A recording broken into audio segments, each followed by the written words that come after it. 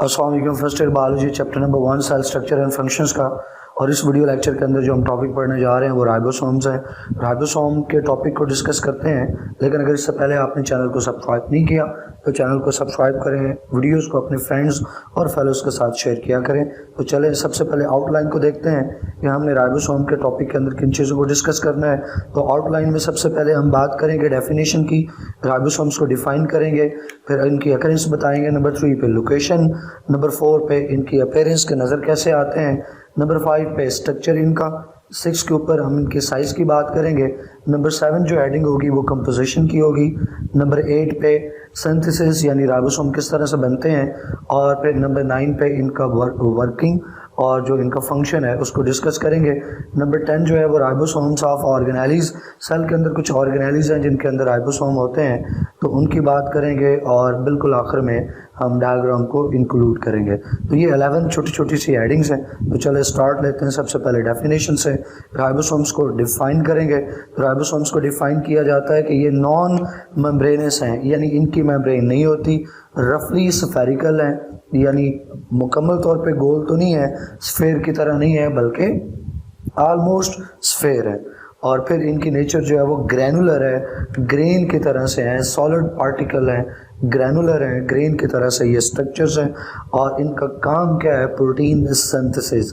इस तरह के नॉन मेम्ब्रेनस रफली स्फेरिकल जो ग्रैनुलर स्ट्रक्चर्स हैं साइटोप्लाज्म के अंदर मौजूद है और जो प्रोटीन सिंथेसिस का काम करते हैं, उनको राइबोसोम्स का नाम दिया जाता है। यहाँ पे मैं इनके नाम के ऊपर भी थोड़ा सा आपको बता दूँ। राइबोसोम के देखें 2 हिस्से बनते हैं, तो एक राइबो और एक सोम। सोम जो है इसका मतलब होता है बॉडी। जो वर्ड सोम है इट मीन्स बॉडी। क्रोमोसोम में भी यही वर्ड है, क्रोमो का मतलब होता है कलर, सोम का मतलब है बॉडी। तो कहीं पे भी ये सोम आए इसका मतलब है बॉडी।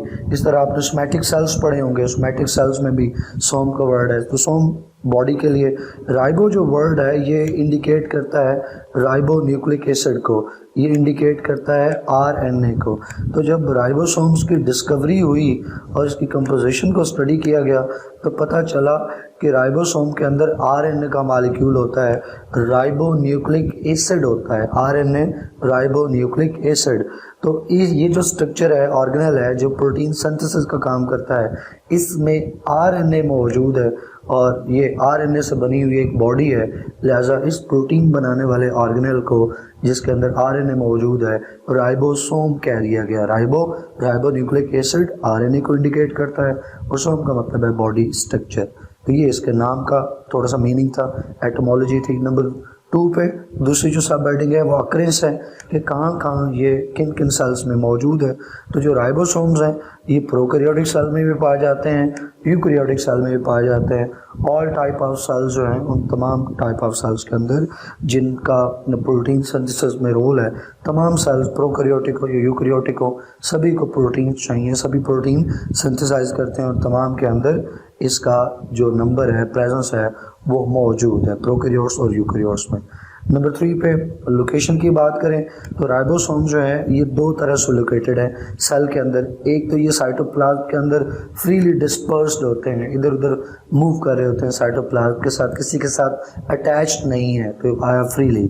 और दूसरी जो इनकी लोकेशन है वो है रफ एंडोप्लाज्मिक रेटिकुलम। बहुत सारे राइबोसोम रफ एंडोप्लाज्म रेटिकुलम के साथ अटैच्ड हैं और वहाँ पे प्रोटीन सिंथेसिस का काम कर रहे हैं, और बहुत सारे राइबोसोम किसी और पार्टिकल, किसी और स्ट्रक्चर के साथ अटैच नहीं है, बल्कि वो साइटोप्लाज्म के अंदर मूव कर रहे हैं, डिस्पर्स्ड हैं, फ्री हैं। तो ये 2 लोकेशंस हैं। अगर आप राइबोसोम को साइटोप्लाज्म में ढूंढना चाहते हो तो 2 जगह मिलेगा, एक फ्री साइटोप्लाज्म में इधर उधर डिस्पर्स, और दूसरा राइबोसोम आपको मिलेंगे एंडोप्लाज्मिक रफ एंडोप्लाज्मिक रेटिकुलम के साथ अटैच फॉर्म में। नंबर 4 पे जो सब हेडिंग है वो अपीयरेंस की है। तो अपीयरेंस का मतलब ये नज़र कैसे आते हैं। तो अंडर द इलेक्ट्रॉन माइक्रोस्कोप ही आप राइबोसोम को देख सकते हो, क्योंकि राइबोसोम का जो साइज़ है वो नैनोमीटर में आता है, और जो नैनोमीटर साइज़ के पार्टिकल्स हैं वो इलेक्ट्रॉन माइक्रोस्कोप के नीचे ही विजिबल है। माइक्रोमीटर का साइज़ का जो पार्टिकल है वो आप लाइट माइक्रोस्कोप से देख सकते हो, लेकिन नैनो मीटर में जिनका साइज़ आता है वो सिर्फ विजिबल है अंडर द इलेक्ट्रॉन माइक्रोस्कोप। जैसे कि वायरसेस भी हो गए, वायरसेस का साइज़ भी नैनो में आता है, तो उनको भी अंडर द इलेक्ट्रॉन माइक्रोस्कोप ही देखा जा सकता है। तो जब under the electron microscope ribosome को देखते हैं तो they appear as a dense granules. ऊपर भी बात आई कि इनकी जो नेचर है वो ग्रैनुलर नेचर है, ग्रेन की तरह से ये स्ट्रक्चर्स हैं, डेंस मतलब थिक है, तो look as dense granules, thick granules की तरह, थिक ग्रेन्स की तरह से ये नज़र आते हैं।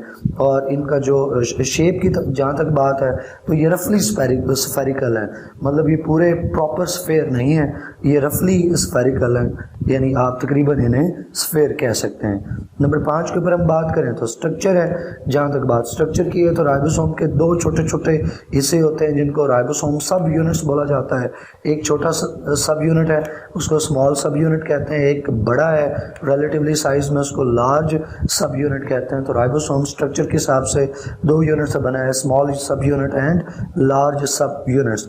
और दिलचस्प बात यह है कि जब राइबोसोम काम कर रहा होता है, वर्किंग पोजीशन में होता है, तो उसके दोनों सब यूनिट्स लार्ज और स्मॉल आपस में जुड़ जाते हैं। लेकिन राइबोसोम जब अपना काम परफॉर्म कर लेता है, जो प्रोटीन बनाने का फंक्शन है वो परफॉर्म कर लेता है, तो उसके बाद ये दोनों सब यूनिट्स, स्मॉल सब यूनिट और लार्ज सब यूनिट, एक दूसरे से अलग हो जाते हैं, सेपरेट हो जाते हैं और अलग अलग एग्जिस्ट करते हैं। लेकिन प्रोटीन सिंथेसिस के टाइम पे, फंक्शन के टाइम पे ये दोनों सब यूनिट्स आपस में जुड़ जाते हैं।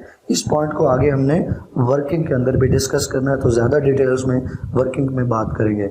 नंबर 6 के ऊपर जो हेडिंग है वो साइज़ की है, तो हम प्रोकैरियोटिक और यूकैरियोटिक राइबोसोम्स को कंपेयर करेंगे। सबसे पहले बात कर लेते हैं यूकैरियोटिक राइबोसोम की। वो राइबोसोम जो यूकैरियोटिक सेल्स के अंदर है ये लार्जर होते हैं, प्रोकैरियोट्स के मुकाबले में यूकैरियोट का राइबोसोम साइज़ में बड़ा है और इसका साइज़ तकरीबन 24 नैनोमीटर में, अगर आप इंटरनेट से या किसी और बुक से पढ़ेंगे तो आपको 25 नैनोमीटर भी मिलेगा और 25 से 30 नैनोमीटर में मिलेगा, लेकिन आपकी बुक में इसको 20 से 24 नैनोमीटर में लिखा गया है। बहरहाल आपको अपनी बुक वाला ही डाटा यूज़ करने के, एग्ज़ाम का जो आपका पेपर बनने वाला है वो आपकी बुक से ही बनेगा। तो इसका जो साइज़ है वो तकरीबन 24 नैनोमीटर है, डायमीटर है इसका, और ये बड़ा है प्रोकैरियोट के राइबोसोम के मुकाबले में। और जहाँ तक इसकी सेडिमेंटेशन की बात है, तो जहाँ तक सेडिमेंटेशन के हिसाब से तो ATS ये राइबोसोम बनता है। जब हम सेंट्रीफ्यूगेशन करते हैं, हमने इसी चैप्टर के अंदर स्टार्ट में टेक्निक्स पढ़ी हैं सेल बायोलॉजी के अंदर इस्तेमाल होने वाली, तो उसके अंदर एक सेल फ्रैक्शनेशन की टेक्निक थी जो पहली थी। सेल फ्रैक्शनेशन के अंदर एक पार्ट आता है सेंट्रीफ्यूगेशन का, तो वहाँ पे हमने जिक्र किया है कि जब सेंट्रीफ्यूगेशन करते हैं तो वो जो सेंट्रीफ्यूगेशन वाली ट्यूब है या जो भी हमारे पास कंटेनर है उसके अंदर जिस पार्ट को, जिन पार्टिकल्स को हमने लिया है, छोटे मोटे पार्टिकल्स हैं, कुछ का साइज़ बड़ा होता है, कुछ का साइज़ जो है वो छोटा होता है। तो बड़े साइज़ के जो पार्टिकल्स हैं वो और हिसाब से नीचे बॉटम के ऊपर सेटल होते हैं, और जो छोटे पार्टिकल्स हैं उनका जो नीचे बॉटम के ऊपर सेटल होना है उसका रेट और है। तो डिफरेंट जो पार्टिकल्स हैं उनका सेडिमेंट होने का रेट डिफरेंट होता है। सेडिमेंट होना, सेडिमेंट लेयर को कहते हैं। और जब साइंस में ये बायो में बात करते हैं सेडिमेंटेशन की, तो उसका मतलब है कि इस पार्टिकल का अपने कंटेनर के बॉटम के ऊपर बैठ जाना, बॉटम के ऊपर सेटल हो जाना। तो ये नीचे बॉटम वाली जो लेयर है, मिसाल के तौर पर बड़े साइज़ के पार्टिकल जो हैं वो अगर बॉटम के ऊपर सेटल होते हैं सबसे पहले अपने वेट के हिसाब से, अपने मैस के हिसाब से, तो उनका सेडिमेंटेशन रेट जो है वो उसी हिसाब से होगा। तो जो ये सेडिमेंटेशन रेट है, नीचे सेटल डाउन होने का, बॉटम के ऊपर सेटल डाउन होने का जो रेट है, ये सबसे पहले एक साइंटिस्ट थे स्वेटबर्ग, उन्होंने निकाला था। तो स्वेटबर्ग के नाम के ऊपर सेडिमेंटेशन का यूनिट बना लिया जाता है जिसको S कहते हैं। S का मतलब स्वेटबर्ग। बिल्कुल ऐसे ही जैसे फिजिक्स के अंदर न्यूटन ने मोशन के ऊपर काफ़ी ज़्यादा काम किया, फोर्स के ऊपर काफ़ी ज़्यादा काम किया, तो न्यूटन को ट्रिब्यूट पेश करने के लिए जो फोर्स का यूनिट है उसको भी न्यूटन कह दिया, क्योंकि एक साइंटिस्ट थे न्यूटन, उन्होंने इस चीज़ के ऊपर बहुत काम किया। इसी तरह साइंटिफिकेशन और सेडिमेंटेशन के ऊपर एक साइंटिस्ट थे स्वेटबर्ग, उन्होंने बहुत काम किया। स्वेटबर्ग को इज्जत देने के लिए, ट्रिब्यूट पेश करने के लिए उसके नाम के ऊपर इसका सेडिमेंटेशन रेट का यूनिट बना दिया गया जिसको S कहते हैं, और S स्टैंड फॉर स्वेटबर्ग। तो कोई पार्टिकल जितना नीचे तेज़ी से सेटल होता है उसी हिसाब से उसका स्वेटबर्ग यूनिट आता है। तो जो प्रोकैरियोट्स का और जो यूकैरियोट्स का राइबोसोम है उनका सेडिमेंटेशन रेट डिफरेंट है क्योंकि साइज़ डिफरेंट है। जहाँ तक बात यूकैरियोट्स यूकैरियोट्स की है, तो यूकैरियोट्स का जो राइबोसोम है उसका सेडिमेंटेशन रेट 80s है, तो हम इसको 80s राइबोसोम कहते हैं। अब मैंने लिख भी दिया यहाँ, S स्टैंड फॉर स्वेटबर्ग, और ये यूनिट है सेडिमेंटेशन रेट का, बॉटम के ऊपर सेटल होने का। अब जैसे ऊपर हमने बात की कि कोई भी राइबोसोम और प्रोकैरियोट्स का, ये यूकैरियोट्स का, उसके दो सब यूनिट्स होते हैं, एक स्मॉल एक लार्ज। तो यूकैरियोट्स का जो राइबोसोम है इसके भी दो सब यूनिट है। जो स्मॉल सब यूनिट है वो 40s का है। स्मॉल सब यूनिट जब अलग हो उसकी सेडिमेंटेशन चेक करें तो उसका सेडिमेंटेशन रेट 40s आता है। लार्ज सब यूनिट जो है उसका जब आप सेडिमेंटेशन रेट चेक करें तो 60s आता है, तो उसको 60s कह देते हैं। लेकिन ये ख्याल रहे कि जब 40s स्मॉल सब यूनिट को मिलाया जाता है 60s के साथ, तो इसका मतलब ये नहीं है कि रिजल्ट जो है वो 100s होगा। 40s राइबोसोम का, यूकैरियोटिक राइबोसोम का छोटा जो पार्ट है वो 40s का है, बड़ा जो सब यूनिट है वो 60s का है। तो मिलकर जब ये कंप्लीट राइबोसोम बनाते हैं तो जो कंप्लीट राइबोसोम है यूकैरियोट्स का वो 80s का है, ना कि आपने ये समझना है कि 40 और 60 होके 100 होगा, 80s का है। इसकी वजह यह है कि 40 और 60 मिलकर 100 क्यों नहीं हो रहा है, 80 क्यों बना रहे हैं। उसकी वजह यह है कि जब ये दोनों स्मॉल और लार्ज सब यूनिट आपस में कंबाइन होते हैं तो इनके कंबाइन होने से सरफेस एरिया कम होता है। सरफेस एरिया कम होने से अलग अलग हैं तो दोनों का इंडिविजुअल सरफेस एरिया ज़्यादा है, लेकिन जब दोनों सब यूनिट स्मॉल और लार्ज सब यूनिट कंबाइन होते हैं, एक साथ मिलते हैं, तो उस कम्बिनेशन में उनका जो कंबाइंड सरफेस एरिया आता है वो उनके इंडिविजुअल जो सरफेस एरिया है उसके सम से कम है। यानी इन दोनों के सब यूनिट्स के मिलने में there is loss of surface area, surface area थोड़ा कम हो जाता है। सरफेस एरिया कम होने से जो फिर इनका कम्बिनेशन है वो 40 और 60 मिलकर 100 नहीं होता बल्कि 80 हो जाता है due to the loss of surface area during their combination, उनके कंबाइन होने से, मिलने से। तो ये है कि 40s और 60s और मिलकर दोनों 100s क्यों नहीं होते, 80s क्यों होते हैं, तो उसकी लॉजिक। अब नंबर 2 के ऊपर हम बात कर लेते हैं प्रोकैरियोटिक राइबोसोम। तो यूकैरियोटिक राइबोसोम की तरह प्रोकैरियोटिक राइबोसोम के भी दो हिस्से हैं, और ये प्रोकैरियोट्स का जो राइबोसोम है यूकैरियोट के राइबोसोम के मुकाबले में छोटा है, और इसका जो डायमीटर है तकरीबन 20 नैनोमीटर है। और ये जैसे ऊपर हमने बात की कि यूकैरियोट के मुकाबले में प्रोकैरियोट का राइबोसोम छोटा है। और जब इसका सेडिमेंटेशन रेट निकालते हैं तो ये 70s राइबोसोम इसका सेडिमेंटेशन रेट निकलता है, क्योंकि ये साइज में छोटा है तो इसका जो सेडिमेंटेशन रेट है वो 70s है। तो प्रोकैरियोट्स का राइबोसोम को हम कहते हैं कि प्रोकैरियोटिक राइबोसोम 70s है। अगेन यूकैरियोट्स की तरह इसके भी दो सब यूनिट हैं। स्मॉल सब यूनिट जो है वो 30s का है, ये आपकी बुक में नहीं लिखा हुआ। लार्ज सब यूनिट जो है वो इसका 50s का है, ये भी आपकी बुक में नहीं लिखा हुआ। और अगेन जैसे ऊपर हमने बात की, ये दोनों सब यूनिट्स जब आपस में कंबाइन होंगे 30s और 50s तो ये 80s नहीं बनने वाला, ठीक है, क्योंकि दोनों जब सब यूनिट्स आपस में कंबाइन होते हैं तो there is loss of surface area. तो 30 और 50 मिलकर 80 नहीं होंगे, लेकिन प्रोकैरियोट्स के केस में जिनका कंबाइंड सेडिमेंटेशन रेट आता है वो 70s है, क्योंकि दोनों जब मिलते हैं तो there is loss of surface area in their combination. तो इसलिए बजाय ये 80 होने के 70s इनका कंबाइंड सेडिमेंटेशन रेट है। नंबर 7 के ऊपर जो हमारी एडिंग है वो कंपोजिशन की है। केमिकल कंपोजिशन देखें तो जो राइबोसोम है प्रोकैरियोट को या राइबोसोम यूकैरियोट्स का, दोनों सूरतों के अंदर it is almost equal amounts हैं आरएनए की और इक्वल अमाउंट्स हैं प्रोटीन्स की। यानी राइबोसोम आरएनए और प्रोटीन से मिलकर बना है, और ऑलमोस्ट आरएनए और प्रोटीन की जो अमाउंट है वो राइबोसोम में बराबर होती है।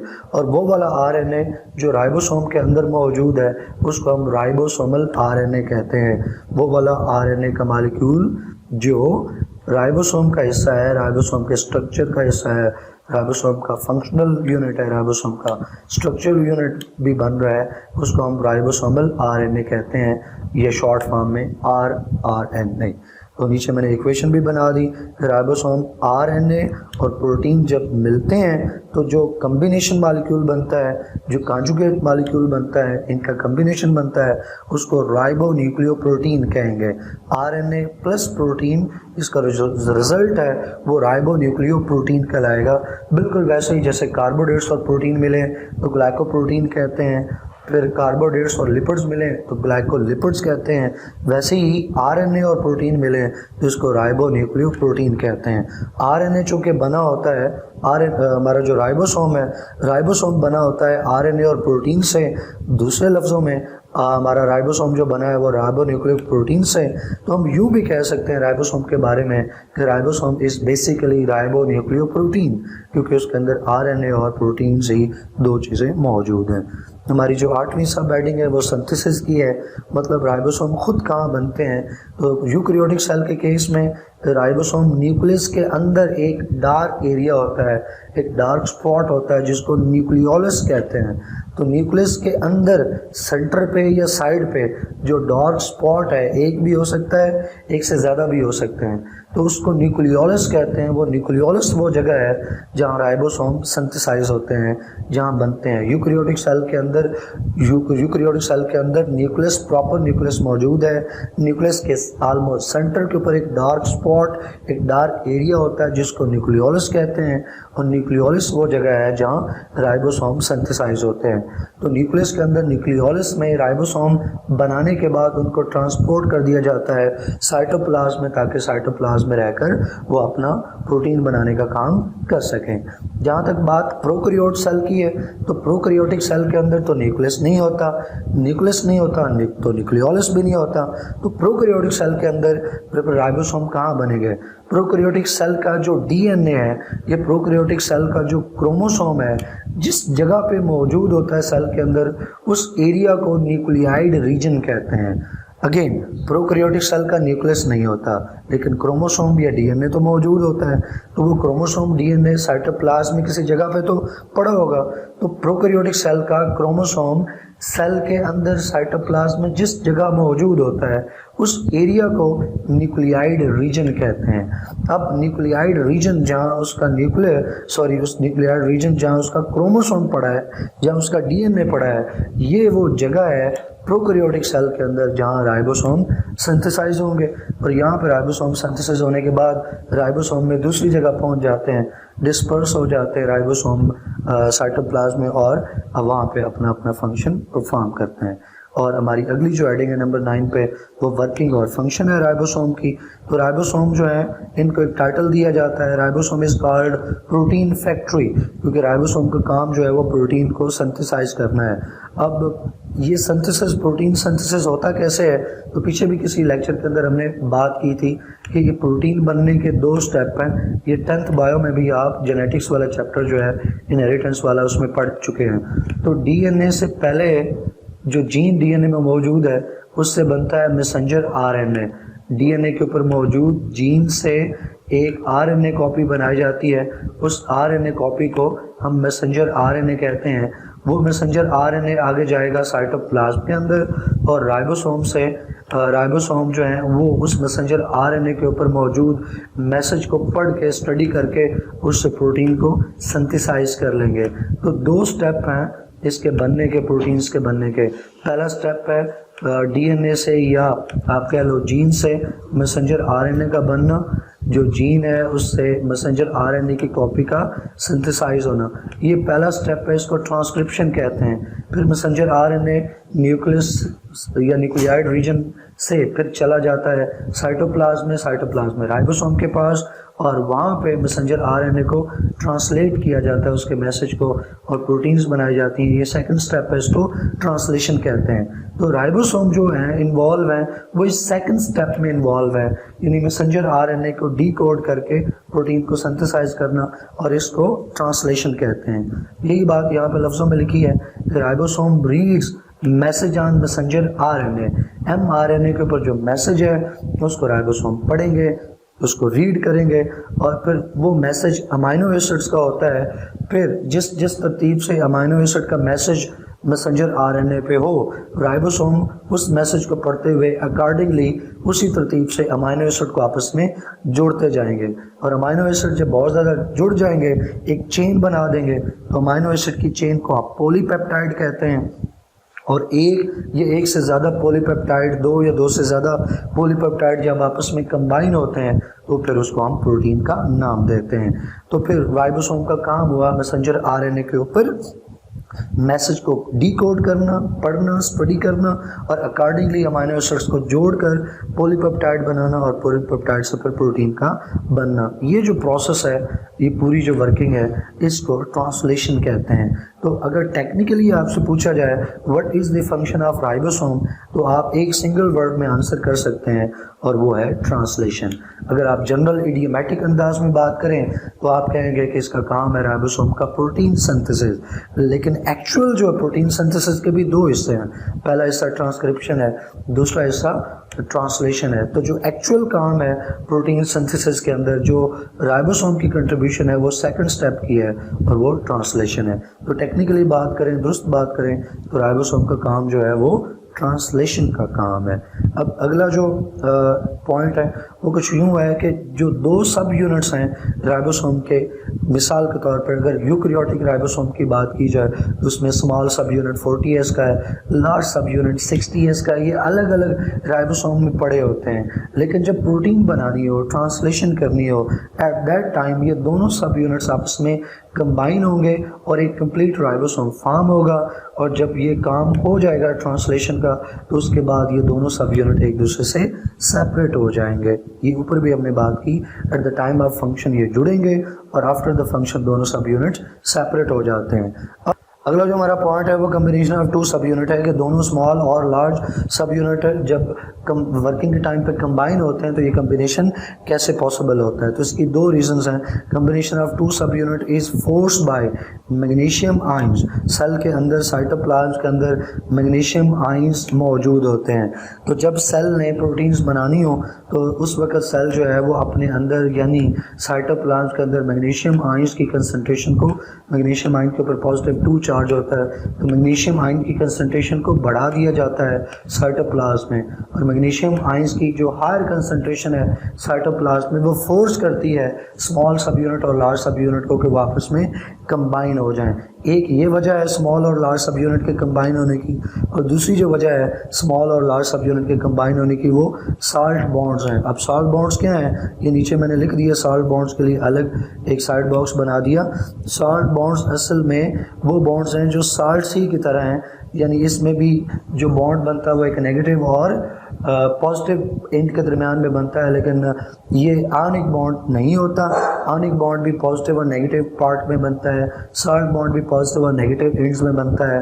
आयनिक बॉन्ड जो है वो बहुत स्ट्रॉन्गर है और साल्ट बॉन्ड जो है ये वीकर होते हैं उसके मुकाबले में। तो साल्ट बॉन्ड्स जो हैं ये बनते हैं between positive and negative charge ends of the two molecules, और साल्ट बॉन्ड्स वीकर हैं और ये इजीली चेंज हो सकते हैं जब pH चेंज हो। तो ये नीचे साल्ट बॉन्ड्स का मैंने बता दिया। अब ये साल्ट बॉन्ड्स हैं, ये भी स्मॉल सब यूनिट और लार्ज सब यूनिट को आपस में जोड़ते हैं। जब राइबोसोम ने अपना काम परफॉर्म करना हो, फंक्शन करनी हो, तो दोनों सब यूनिट्स आपस में कंबाइन हो जाएंगे। अब साल्ट बॉन्ड्स बनते कैसे हैं, ये बनते हैं फास्फेट ग्रुप।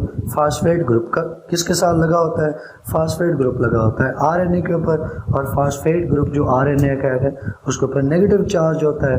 तो एक जो सब यूनिट है उसकी तरफ से नेगेटिव चार्ज और जो दूसरा सब यूनिट है उसकी तरफ से पॉजिटिव चार्ज, और पॉजिटिव चार्ज किसके ऊपर होता है, अमाइन ग्रुप के ऊपर होता है। तो एक जो सब यूनिट है उसका नेगेटिव चार्ज और दूसरे सब यूनिट के ऊपर जो पॉजिटिव चार्ज है अमाइन ग्रुप का, दोनों आपस में ये साल्ट बॉन्ड बना लेते हैं। और ये साल्ट बॉन्ड वीकर बॉन्ड है, वक्ती तौर पर टेम्परेरी दोनों सब यूनिट्स आपस में जुड़े रहते हैं। और जब आयंस की कंसंट्रेशन, मैग्नीशियम आयन की कंसंट्रेशन ड्रॉप हो या राइबोसोम की pH थोड़ी सी चेंज हो, तो फिर ये साल्ट बॉन्ड्स ब्रेक हो जाते हैं और जो सब यूनिट और स्मॉल सब यूनिट और लार्ज सब यूनिट है, स्मॉल और लार्ज भी एक दूसरे से अलग हो जाते हैं। अगला जो हमारा पॉइंट है वो एमसीक्यूज के लिए खासा इंपॉर्टेंट है। जब बहुत सारे राइबोसोम एक सिंगल मैसेंजर आरएनए के साथ अटैच्ड हो जाए तो फिर राइबोसोम की एक चेन बन जाती है। इस चेन ऑफ राइबोसोम को पॉलीसोम या पॉली राइबोसोम कहते हैं, और इससे rate of protein production increase हो जाता है। मैं आपको डायग्राम में दिखा दूं तो डायग्राम में देखें, ये जो मैसेंजर आरएनए की कॉपी है, मैसेंजर आरएनए मॉलिक्यूल, उसके साथ ये एक राइबोसोम, ये दूसरा राइबोसोम, ये तीसरा राइबोसोम अटैच्ड है। राइबोसोम की एक चेन बन गई, इसको पॉली राइबोसोम या पॉलीसोम का नाम देंगे। नेक्स्ट हमारी हेडिंग राइबोसोम ऑफ ऑर्गेनेलीज है। जो यूकैरियोटिक सेल्स हैं उनमें हम जानते हैं कि बहुत सारे ऑर्गेनेलीज यूकैरियोटिक सेल के अंदर मौजूद होते हैं। तो यूकैरियोटिक सेल के बहुत सारे ऑर्गेनेलीज में दो ऐसे ऑर्गेनेल्स हैं जिनके अंदर अपना ज़ाती राइबोसोम मौजूद होता है। ये दो ऑर्गेनेल्स कौन से हैं? माइटोकॉन्ड्रिया और क्लोरोप्लास्ट। क्लोरोप्लास्ट तो सिर्फ प्लांट सेल के अंदर पाया जाता है, लेकिन माइटोकॉन्ड्रिया तमाम यूकैरियोटिक सेल के अंदर मौजूद हैं। इक्का दुक्का एक्सेप्शंस, जैसे कि रेड ब्लड सेल के अंदर माइटोकॉन्ड्रिया नहीं होते, तो इक्का दुक्का एक्सेप्शंस को छोड़कर बाकी तमाम जो यूकैरियोटिक सेल है उसके अंदर माइटोकॉन्ड्रिया मौजूद है, और जो क्लोरोप्लास्ट है ये प्लांट सेल्स के अंदर पाया जाता है। तो माइटोकॉन्ड्रिया और क्लोरोप्लास्ट दो ऐसे ऑर्गेनेल्स हैं जिनका अपना ज़ाती राइबोसोम मौजूद होता है, देयर ओन राइबोसोम्स। और दिलचस्प बात यह है कि माइटोकॉन्ड्रिया और क्लोरोप्लास्ट, इनका जो राइबोसोम है ये यूकैरियोट्स के मिलने की बजाय ये प्रोकैरियोट से रिजेंबल करता है। यानी माइटोकॉन्ड्रिया और क्लोरोप्लास्ट के राइबोसोम को जब हम निकालते हैं और उसका सेडिमेंटेशन रेट देखते हैं तो वो सेडिमेंटेशन रेट इसका 70s आता है, और उसकी जो RNA की नेचर है और जो प्रोटीन्स की नेचर है वो भी प्रोकैरियोट से मैच करती है, ना कि यूकैरियोट से। तो आपसे MCQs में पूछा जा सकता है ये शॉर्ट क्वेश्चन में कि ribosomes of mitochondria, ribosomes of the chloroplast ये यूकैरियोट से मैच नहीं करते बल्कि ये प्रोकैरियोट से मैच करते हैं, प्रोकैरियोटिक इन नेचर है। लास्ट के ऊपर जो हमारे पास हेडिंग है वो डायग्राम की है। तो डायग्राम देखें, डायग्राम में जैसे ऊपर हमने डिस्कस किया राइबोसोम के दो सब यूनिट, एक स्मॉल और एक लार्ज। यूकैरियोटिक के केस में लार्ज सब यूनिट जो है वो 60s का है, स्मॉल सब यूनिट जो है 40s का है, और दोनों जब कंबाइन हो तो एक कंप्लीट जो राइबोसोम बनता है वो 80s का फॉर्म होता है। और फिर जो पॉलीसोम है या पॉलीराइबोसोम है उसके स्ट्रक्चर की ऑलरेडी हम बात कर चुके। तो इसके साथ ये वीडियो लेक्चर एंड हुआ। किसी तरह की भी कोई क्यूरी हो, कोई क्वेश्चन हो तो कमेंट सेक्शन में लाजमी उसको पूछें। चैनल को सब्सक्राइब करें, वीडियोस को अपने फ्रेंड्स और फैलोज के साथ शेयर करें। इंशाल्लाह नेक्स्ट वीडियो में मुलाकात होगी। टिल देन अल्लाह हाफिज़।